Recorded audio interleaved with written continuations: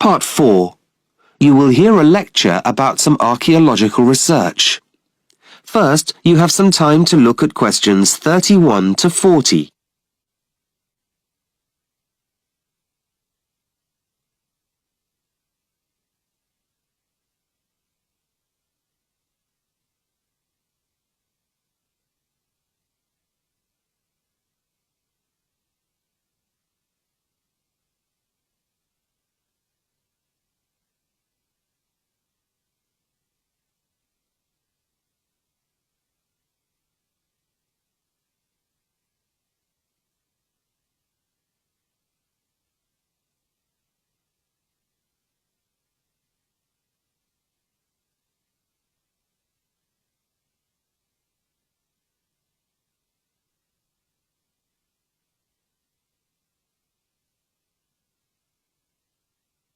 Now listen carefully and answer questions 31 to 40.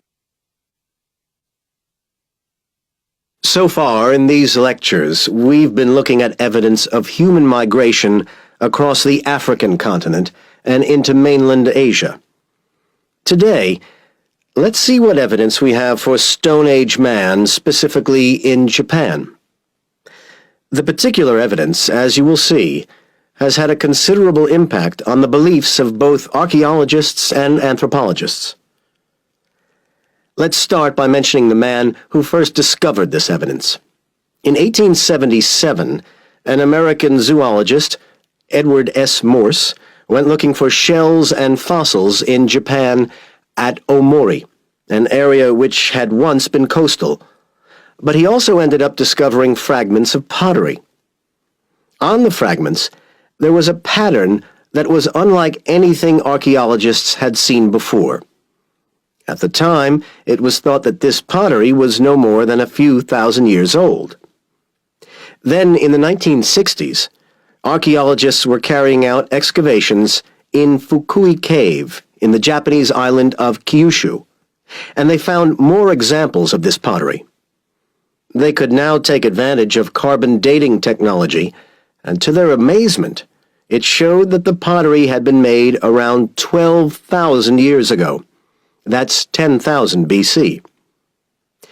This pottery has become known as Jomon pottery, and the period of time during which it was produced has been named the Jomon period.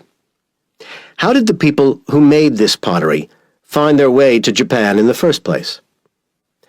During the Ice Age, somewhere between 35,000 BC and 30,000 BC, the Japanese islands, as we know them today, were connected to the eastern and southeastern Asian mainland. So you could cross from one large landmass to another over something that we call a land bridge, and that's how Stone Age humans crossed into Japan. But when temperatures finally rose, this led to some major environmental changes.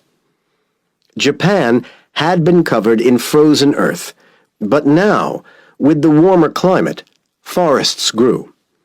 With this new habitat, smaller animals began to appear, such as sika deer, still found in Japan today, as well as wild boar and bear.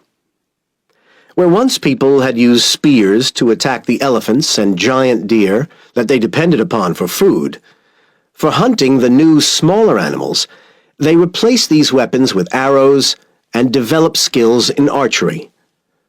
The new habitat also meant that they had a new range of foodstuffs at their disposal, which they could collect, a greater variety of plants, nuts, and fish.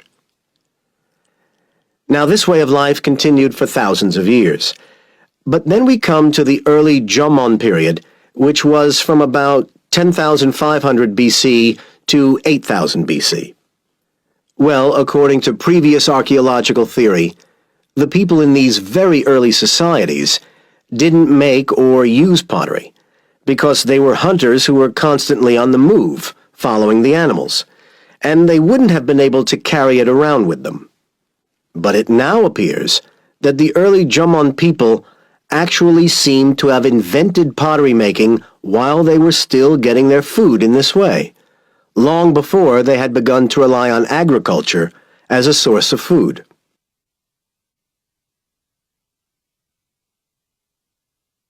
Later, in the Jomon period 8000 BC to 5000 BC, we find larger pots that were used to boil vegetable-type food to make it edible, which suggests that the Jomon people had become at least semi-sedentary. In other words, were remaining in the same place for a while.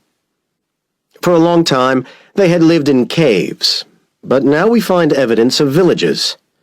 One of these has been found to the southwest of Mount Fuji. There is evidence of 10 round buildings. The Jomon dug shallow pits in the ground and used wooden posts to hold up the roof. Each of these houses had its own 2 stones, a flat one and a grinding one, for breaking down the nuts and other hard vegetable-type foodstuffs the Jomon survived on at this time. This more sedentary culture led to important population increases. By the end of the Jomon period, we see the influence of migration from northern Asia and the southern Pacific. For example, the newcomers brought with them technological developments in textiles and glassmaking, and they also introduced their marriage rituals. We also have evidence that the migrants influenced local architectural styles and methods of construction. At this time, the Jomon people also began to cultivate food, and in particular, rice. At last, a real step towards the practice of agriculture.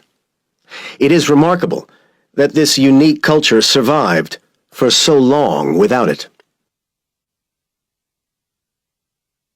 That is the end of part 4.